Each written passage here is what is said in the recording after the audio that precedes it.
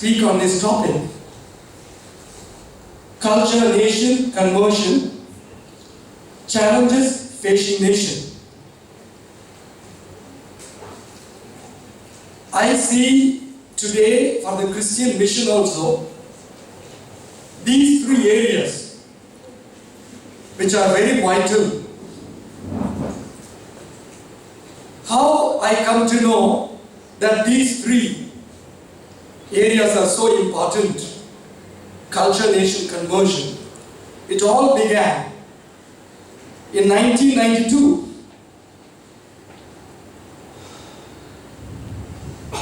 December 6th, Babri Masjid came down. I was in the university. There was a riot, communal riots. I saw before me people being pulled and killed. I saw several motorcycles on the way being burnt. And there were placards, boards, we need a new constitution, and the constitution is ready. So these were the slogans which I experienced. And again, the communal riot started in 1993 March.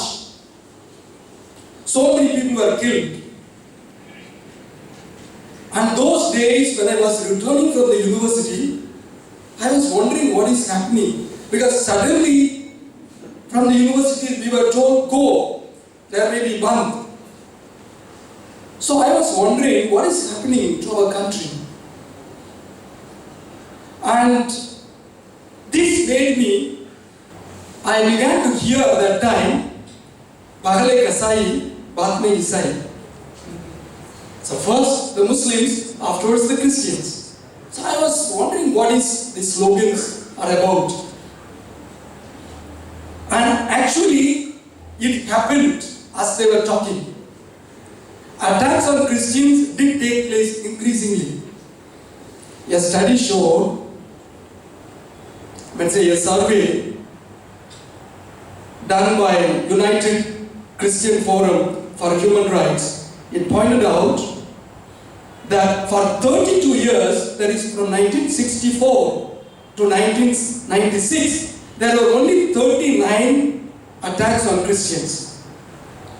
The figure rose to 27 in 1997 alone and 120 in 1998. And Gujarat was the major theatre of violence those days. Under the Bharatiya Janata Party rule, Hindu fundamentalist organizations like Vishwa Hindu Parishad, Bajrang Dal had a field day burning the Bibles, chasing missionaries, crying the slogans, Hindu Jago, Christi Bago. Awake Hindus, pack up Christians. These were the slogans. In other parts of India, nuns are being raped, priests executed. If you remember, Father Christuraj was made to walk more than 1 kilometer on the main road. He was made naked with a garland of chapels. He was made to walk and the police were there. So priests executed, Bibles burnt, churches demolished, educational institutions destroyed, and religious people harassed. Calls for Christians quit India were often heard. So I began to ask a question. Why this? Why attack on Christians? What could be the reason for these atrocities? Who could be behind the violence and harassment? As I pointed out, several fact-finding reports by non-governmental organizations indicated that main instigators appear to be from bodies associated with the Hindu right, namely the Rashtriya Swayamsevak Sangh, the Vishwa Hindu Parishad, the Bajrang Dal, and the Hindu Jagran Manch. Together with the BJP, the political wing, are often described as the Sangh Parivar, the Hindu nationalist organizations. So I wanted to know why, how, the reasons for attack on Christians. That became my research for the subsequent years. I began to document from 5 newspapers all that was coming about Christian attacks. Regularly, I was reading 5 newspapers and documenting the things which were coming on the Christians.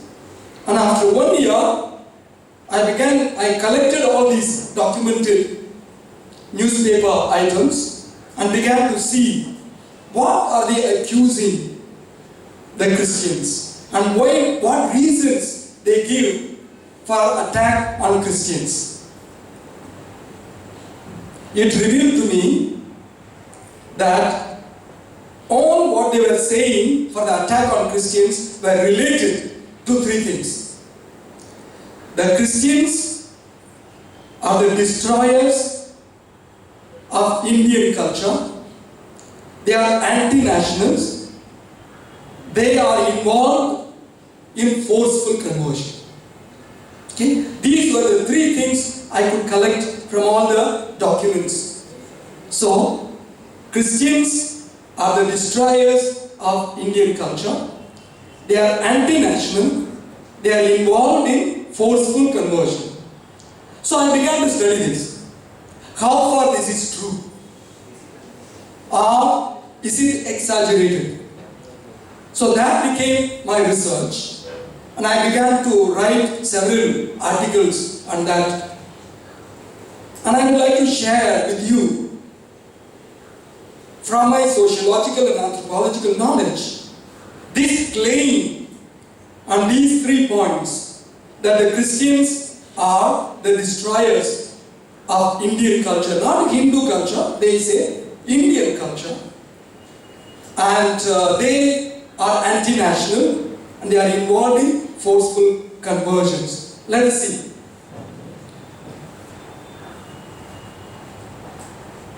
The first question is, according to those who accuse the Christians that they are anti-national and they are destroyers of Indian culture, they begin to have a view of India, a vision of India.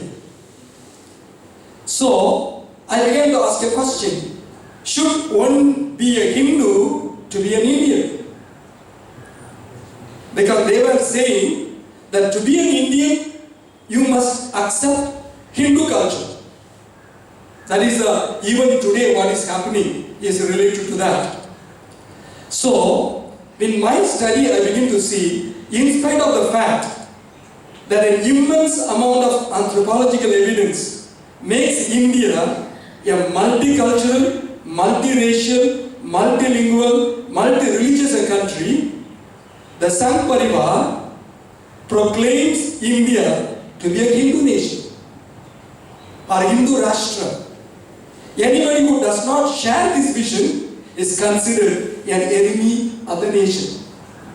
So we need to ask a question that according to them, India is Hindu Rashtra, Hindu nation, and if you do not agree to that, you are an anti-national. All what they were writing, the claim of these groups, they were pointing towards that. For example, the concept of a Hindu Rashtra governed entirely by the principles of Sanskritic Hinduism has been widely promulgated in recent years. The idea was put forward in the 40-point Hindu agenda during the 8th Dharma Sansad, that is a religious heads come together, of a Vishnu Hindu Parishad in February 1999 in Ahmedabad. The demand was that Bharat should be reinstated in its true Sanatan, that is heritage, and a righteous form. That time the ideologue was K. Govindacharya. The then BJP RSS ideologue declared that India is a culturally a Hindu Rashtra. These things were coming in different newspapers. For example, here I give Times of India, 30th January. To be an Indian is to be a Hindu. According to Hindutva ideology, to be an Indian is defined by one's religion. The Hindutva forces are increasingly seeking to homogenize the culture of India in terms of an upper caste, Sanskritic, Brahmanic Hinduism. Anything outside this cultural orbit is a denied legitimate existence in Indian society. So if you want to be a patriot, you must accept the Sanskritic culture. Otherwise, you are an anti-national. Proponents of the Hindutva believe that Hinduism is superior to any other faith, that Hindus are the original and only creators of Indian culture and are exclusively the Indian nation. The process of Sanskritization of the Indian subcontinent has been going on ever since the Aryan invasion or migration. You know, if you might have seen, or if you see the video, I have talked about how among the various cultural groups who came to India, the Sanskrit-speaking Aryans are much later comers. Before them, there were food gatherers and hunters in India. There were primitive agricultural groups in India. The Sanskrit-speaking Aryans were animal breeders or pastoral nomads. They were coming with their horses. They were coming from Hindu Kush. On their way, they were composing the Rig Veda. There are ample evidences. The recent studies of DNA again confirms the later coming of the Sanskrit-speaking Aryans to India. But how the history is twisted, that they are the only creators of Hinduism. What about the tribals of India? What about the Indus Valley Civilization people? So this idea of India, that it is a Hindu Rashtra, so they begin to say the Christians do not belong to this nation. Dalits, the then Deputy Prime Minister, began to say, you Christians go to Rome. As though for all the Christians, Rome is some kind of a leadership. It's not there. But still, this was the saying of the official body of the government. Actually, when we begin to see the history, the name Hindutva was coined only in 19th and 20th century. I don't want to go into the history of the very word Hinduism. No, you know it very well. Sindhu River. It is the Greek and the Persians who began to call the people, those who were living the other side of the Sindhu River, as Sindhus, they couldn't pronounce S, so they began to pronounce Ha, Hindu. And they called that land as Hindustan. So the Hindu religion is a much religion as a Hinduism is a much later coming. It's a geographical term consisting of various religions, Vaishnavism, Shaivism, Shaktism, and various tribal and Indus Valley religions. But contrary to the history, they begin to say that they are the only creators of Indian culture. Anti-Muslim and anti-Christian sentiments are consistently used to project a political ideology of Hindu dominance. In actual fact, however, Hindutva is a mix of Brahmanical Hinduism with the nationalism, reflecting the interests of the upper caste. So it is the agenda of a particular group, in order to dominate, claim all others are foreigners. So that is very important for us to understand that.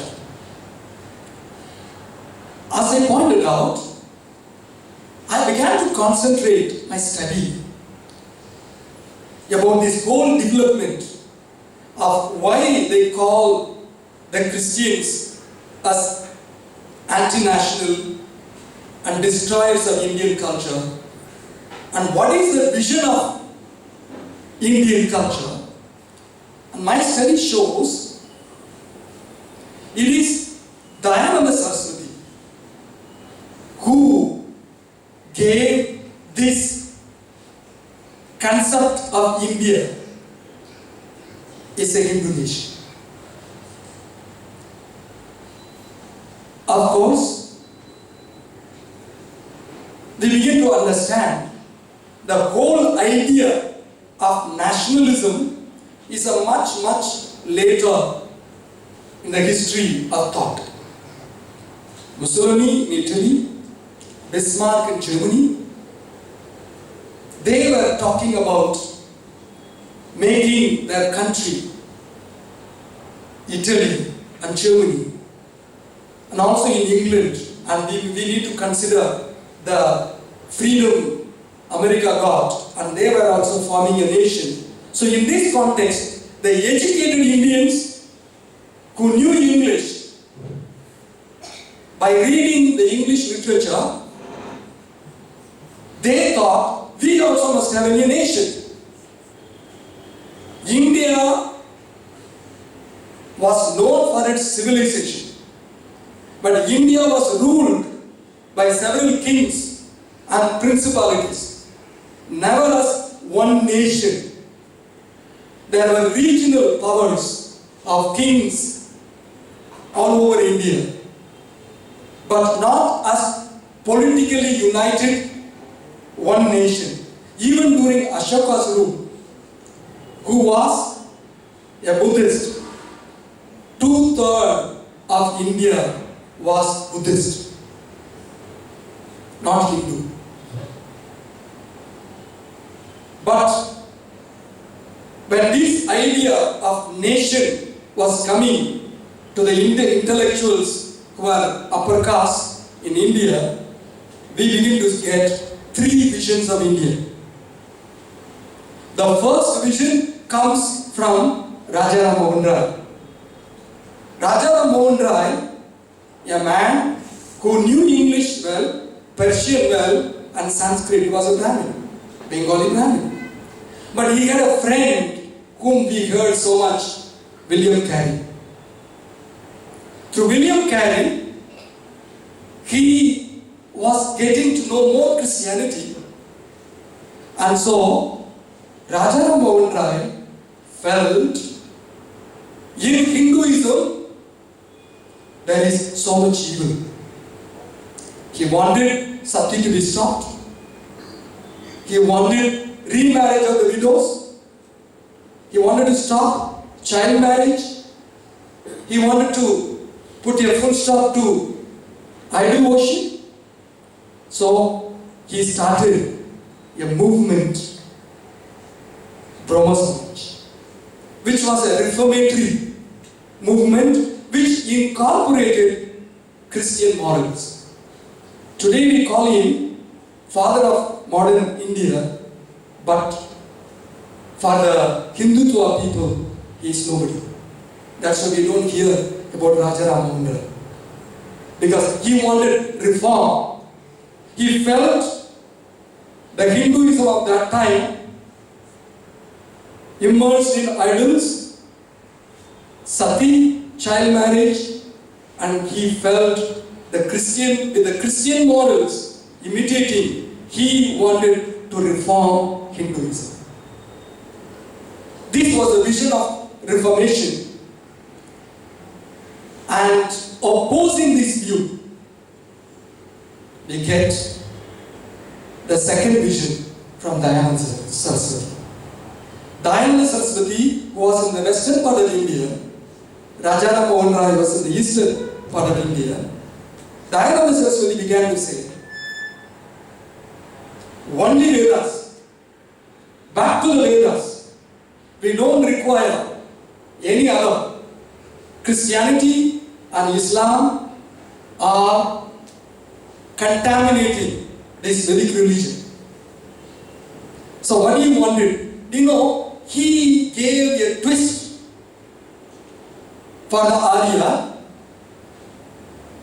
like the Jews. He said, the first land to emerge is Toga. This Toga, the first people to emerge are the Aryans. And for them, God gave his own language, Sanskrit. And they were the civilizers of the world. Contrary to the anthropological knowledge, the linguistic knowledge, that the Sanskrit-speaking people were migrating from the west towards east, and Sanskrit is very much connected, as we heard it from Mr. Varghese, to the Indo-European languages. They began to say all other languages of the west came from Sanskrit, and it is the Aryans from the east, they began to go towards the west, civilizing Europe and other countries. Unfortunately, he began to say, Mahabharata took place where the cousins began to fight. That brought this Aryan civilization down. So here is an opportunity. We need to send back the Muslims and the Christians and create a pure Vedic culture back to the Vedas. So he gave few principles: Sankatana, unity of all the Hindus; Shuddhikaran, purification ceremony by which bring back the Muslims and the Christians back to Hinduism; third, cow protection. Aryavarta for Aryans. Aryans culture is the foundation of India. Convert everybody else back to this Vedic culture. So from this we begin to see the vision of Rajaram Mohan Rai. The second vision is of Dayananda Saraswati. The third vision comes from a Shudra. Other two were Brahmins. The third vision comes from Shudra, that is Jyotirao Phule. Jyotirao Phule, a Mali caste, a gardener, he began to say, the degradation of India is because of the Brahmins. It is because of the Hindu scriptures. You know his book, Slavery, in Marathi, he wrote, but later on it is translated Slavery, in which he begins to say, if we want to build India, modern India, on the basis of equality, fraternity, social justice, we need to destroy, that is his words, not mine, destroy Hindu foundation. Because the scriptures perpetuate this hierarchy, the oppression, the untouchability. So his vision, he began to say, Shudra, Adi Shudra, B, Maha, Monk, come together. India is ours. The oppressed people, we made India. But today, these Brahmanic powers who are, you need to understand, Pune was the capital of Peshwas. Immediately after Shivaji ruled, the Brahmins who were in the governing, they took over. So it was a Brahmanic rule where the Maha caste were not allowed to enter the city of Pune before 9 o'clock and after 5 o'clock, because their shadows may fall on the upper caste and they will be polluted. So Jyotirao Phule began to say, if you want equality, fraternity, social justice, Shudra, Adi-Shudra, B is a tribe, B, Maha, an untouchable caste, and Mang, again an untouchable caste, come together. We need to have a unity. Only then we can build the modern India. These three visions began to fight with each other. Especially the first two visions. It's a long story. I want to limit it very shortly, saying Raja Mohan Rai's vision gradually gave rise to Indian National Congress, which was talking about reform.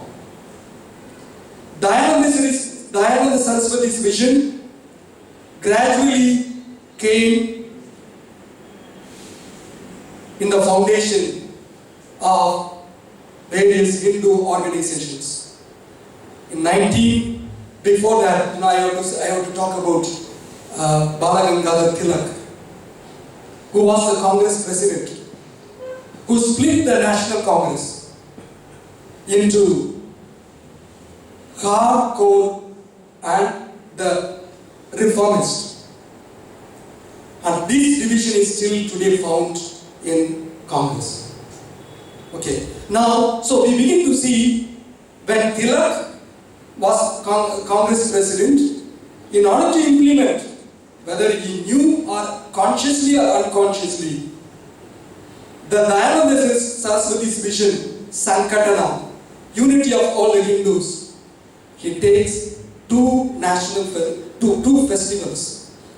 One is Ganpati, 1893, makes the one-day Ganpati festival into a 10-day Ganpati festival, and tells the people, organize, put up pandals everywhere, bring Ganpati and unite the Hindus. Other festival is Shivaji, Shiv Jayanti. And he had Kesari and Maratha newspapers. Maratha was in English, Kesari in Marathi. So we begin to see how this Dayananda Saraswati's vision comes into the National Congress and to splits into two.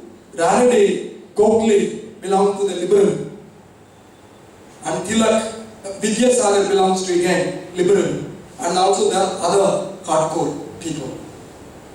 During this time, 1920,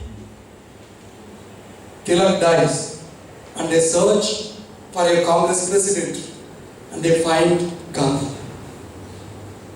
When Gandhi comes into the picture of these visions of India, I am talking about the connection should be understood. Whether the Christians are anti-national, or they are the destroyers of Indian culture, we need our historical knowledge. We begin to see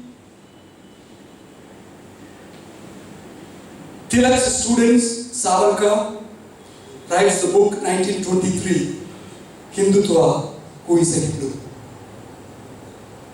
And 1925, just 5 Brahmins, October 16th, Dasara Day, they start this group known as Rashtriya Swayam Sevak Sangh. And they did not collaborate with Gandhi. They were doing their own work. I don't want to go into the whole history, otherwise time will not permit me. But what I want to say is, during this debate, Jyotirao Phule's views were very much taken by Sahu Maharaj in Kolhapur, but it was very, very mild. It is Ambedkar who comes and revives the Jyotirao Phule's views. And in South India, Periyar, anti-India agitation, again a big history I have to take up, because in 1920s, the discovery of Indus Valley civilization, the question comes, Indus Valley civilization belongs to whom? The Sanskrit speaking people say it belongs to us, but the others, especially the Dravidians, begin to say it is a Dravidian civilization. So again, politics. But in this, what is important for us to understand is the Sanskrit speaking people were horse riders, and Indus Valley people did not have horse. This indicates the Indus Valley civilization is prior to the Aryan civilization. By this, what you understand, who are the makers of Indian culture? Is it the Sanskrit speaking people, or prior to them, the tribals and the much ancient Indus Valley people, the Sanskrit speaking people came much later. So now all these comes into the picture. The South Indians begin to say, our language is much older and we will not study Hindi. All this Hindi agitation begins. So in this process of debate, what is India? Ultimately, we achieve the identity of India in our Indian constitution. These three visions, I can also bring in Ambedkar, his contributions, not only for the formation of the constitution, but in the whole debate of India, and the role of Hinduism, his reformatory ideas. For example, he wanted to drink water from the public Tara pond in Mahar, and they were not allowed. So he made an agitation. He wanted to enter the temple in Nasik. He made an agitation. With all that, when he was not able to succeed, he felt, in Hinduism, I will not find my emancipation. So in 1935, at the Iola conference, Ambedkar said, I am born a Hindu, I will never die a Hindu. And he implemented his promise in 1956, just a few months before his death, converting to Buddhism. So, what I want to say, the vision of India, with the debate of what is Indian identity, we arrived at a consensus that India is a pluralistic country with many cultures, many languages, many religions, many ethnic communities. All have equal rights. Freedom of the individual. We want to build India on the basis of equality, fraternity, social justice. The vision. Now, why Christians are attacked? Because they talk about equality. Through their education, through the social work, through the humanitarian work, they are working not for hierarchy to keep the hierarchical position of the Sanskritic Hindu system, but they are working for equality. So they are enemies. You are anti-national. So we need to understand that.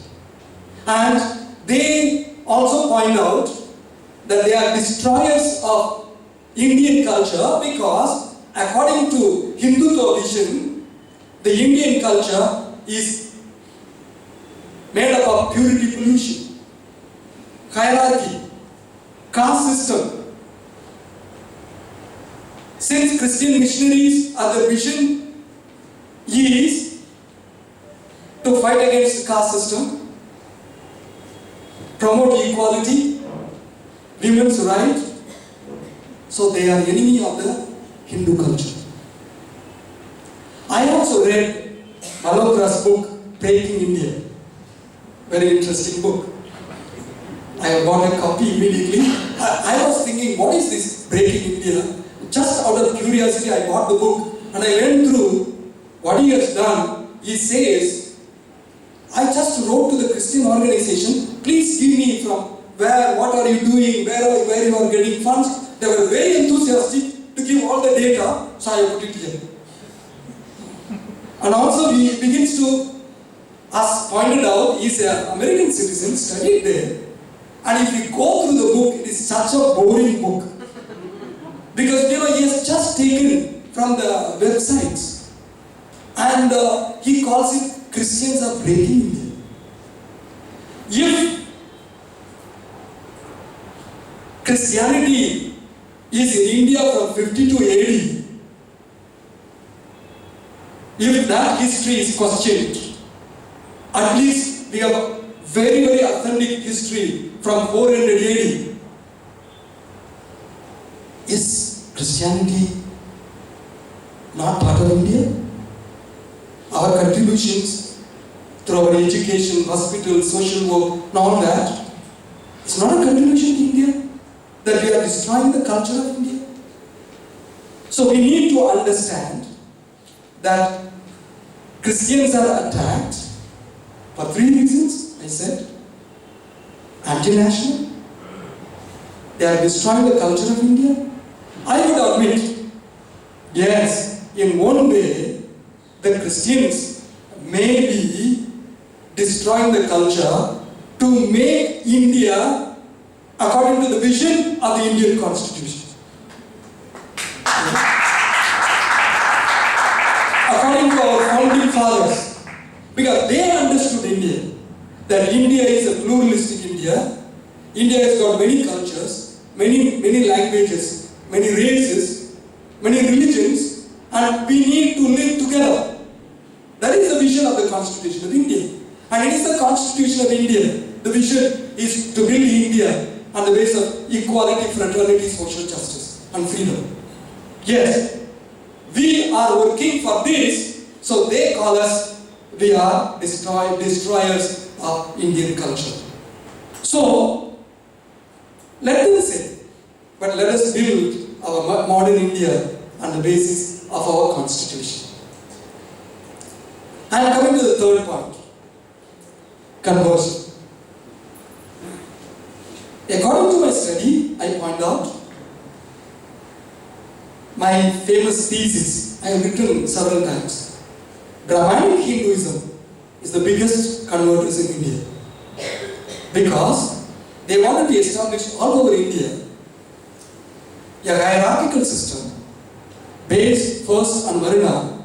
Since they did not succeed, they created jatis, incorporating, assimilating, integrating several local cultures, local leaders, local deities into the Brahmanic system, but with Brahminic superiority.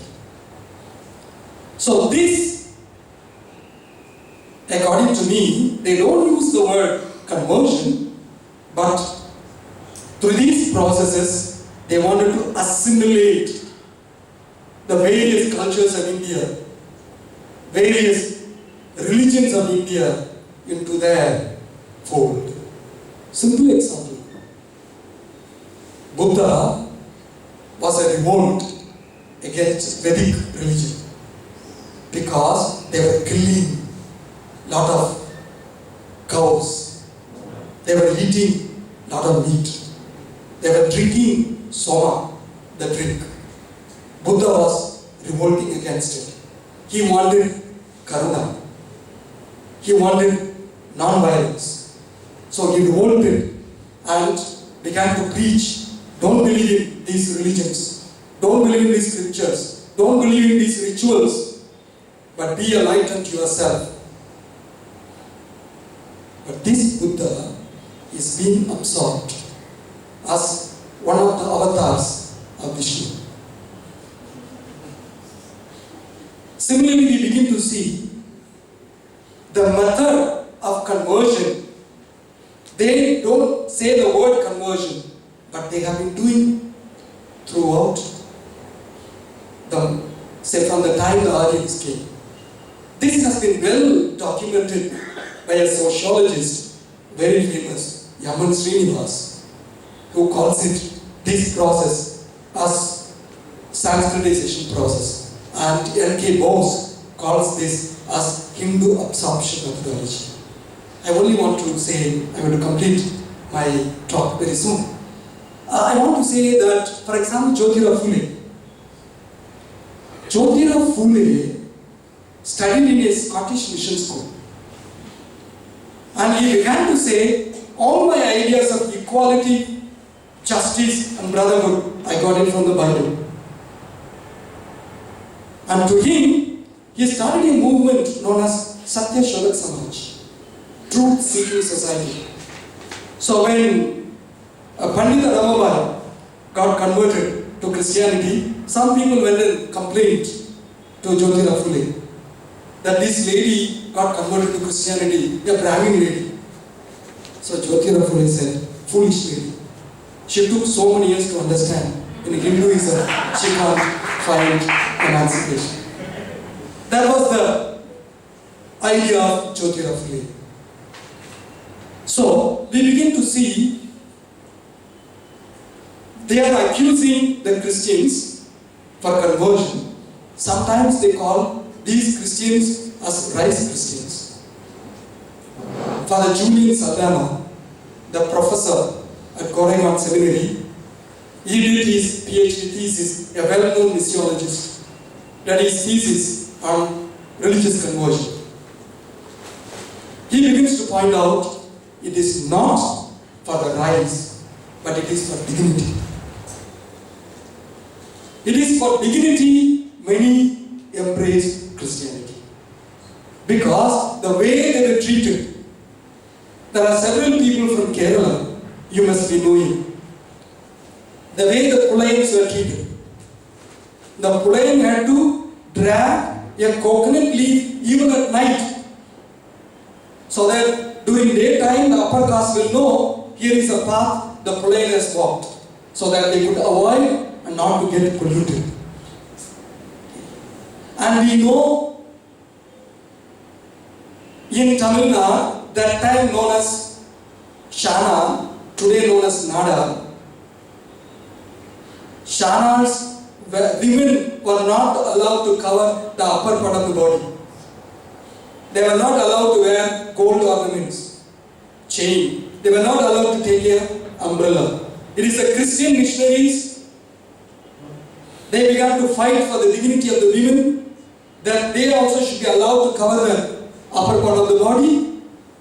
When this education started, several Shanas felt, here is it, persons who are fighting for our dignity. A lot of Shanas converted to Christianity for dignity.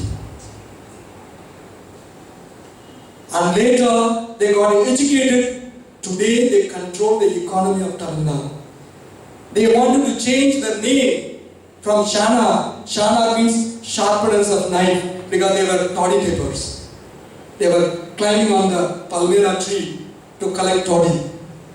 But they began to change the name. They are Nadas. That means they are rulers of the land. How Christianity brought so much change for them. And look at in Chodanagpur, Father Levens, a Jesuit priest, died at the age of 42. Most of the time he was in the court, fighting for the land rights of the tribals. And the tribals felt, here is a man who is not eating, and he is becoming sick, but he is fighting for our land. We can find God in this man. In bulk, the tribals got converted there. So, if you begin to study the conversion history of Christianity, Schneider, who has done study about Kasi in Northeast, now he has done a lot of studies. So he begins to say that the changes which were taking place, the tribals felt they will not, their old view they will not be able to survive. But then they saw in Christianity giving pointed out the language, the script, and identity. So several tribals got converted to Christianity. So I wanted to just only point out that today they are talking about Garvavasi. Returning back. Returning back from where? And you see the anti-conversion laws which are being promulgated. If you are a Hindu, to become a Christian, you need to get so many permissions. But from Christianity, if you want to go to other religion, no need of any permission. What is this we are talking about? So, to conclude my part, this question of conversion, you begin to see Christianity is only 2.3% according to the government census. Where is Christianity is growing? So this is only giving a kind of a reason that why are we beating you? Because you are converting. So we need to understand these three principles: culture, nation, conversion. We need to, what shall we do for that? According to me, coming to the conclusion,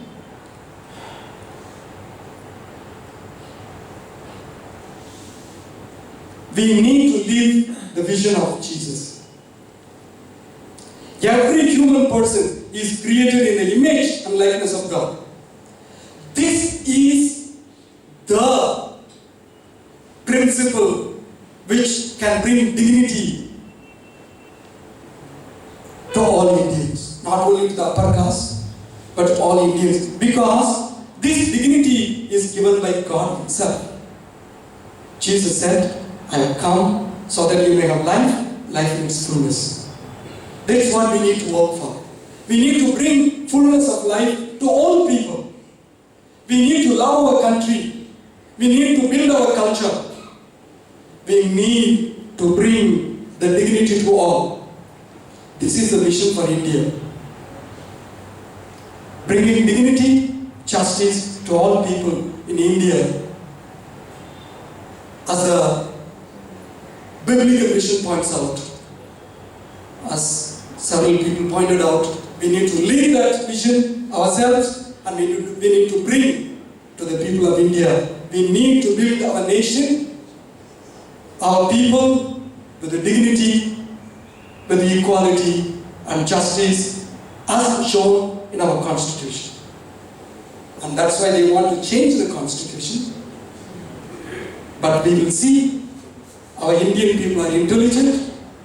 They will know if the constitution, if they want to change, the plurality in India, people in India will not accept that. Because it is only through our constitution all this variety can be kept together. Thank you very much.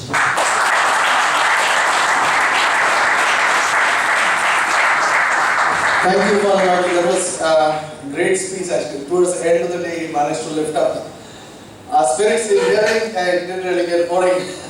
So I can just take one question or something, then you have to move. Yes. Hi, you were mentioning about the threat towards Christianity and how people are saying that Christians in India have allegiance to the Vatican vis-a-vis allegiance to the Constitution of India. And since you're an advisor to the Vatican, what is the role of the Vatican towards what's happening over here, and how much has the Vatican been involved towards the upliftment of the missionaries and the Christians who are doing this work and stopping this negative publicity that's happening? First of all, I need to say, consultant to the Pontifical Council for Culture is a very small, of course, I do go for the meetings, but it is not a major, they only consult. Okay, they have so many members from all over the world. I am only a simple, very simple person for that.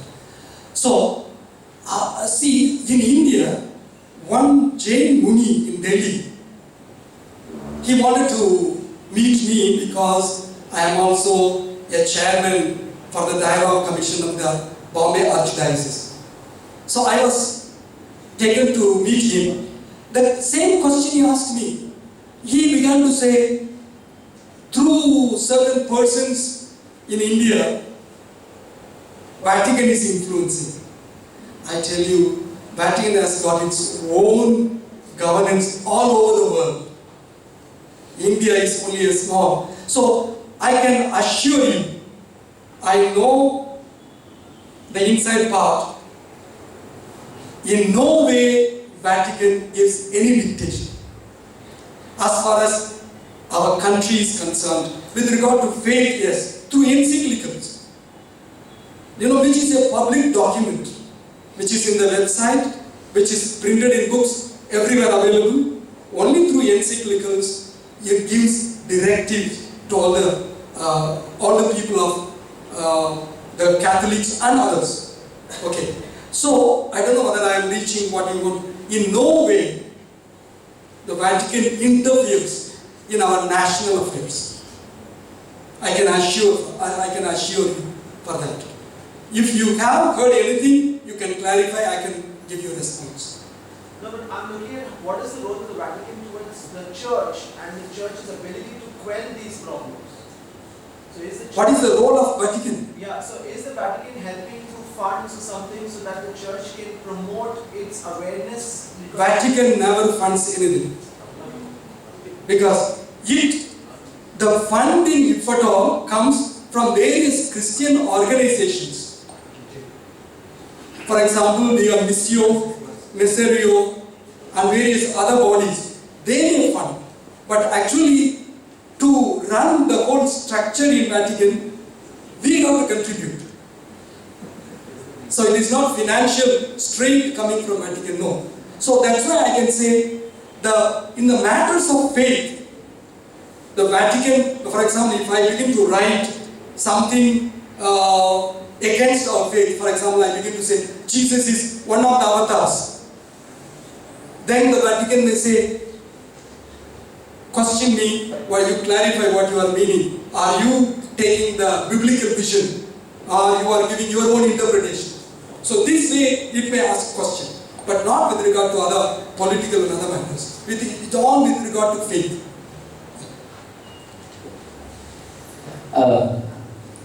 Yes, sir. Thank you. It was a wonderful presentation. I have just one quick question. Yes, you were talking about Swami Dayanand Saraswati and the Sare Samaj, and that was a very powerful movement of that time. And even when we read today, it was like a biggest movement that I would say shaped Hindutva to a new direction.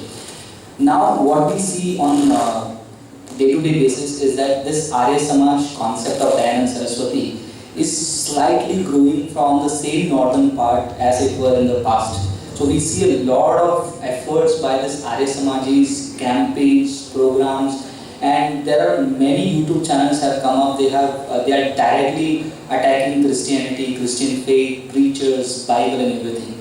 So as a church, what would you advise the church to do in this case? I'm sure during the days of Dayanand Saraswati, Christian missionaries were on their toes to defend the truth. But at this point of time, considering all the challenges that we have from different Hindu groups, what would you suggest the church to act on this? See, based on the Dayananda Saraswati's vision, so many other Hindu organizations have come up, like Hindu Mahasabha, and Bajrang was formed in 1980, and Vishwa Hindu Parishad was formed in 1964. Now, so many other organizations have come up with one vision of making India a Hindu Rashtra.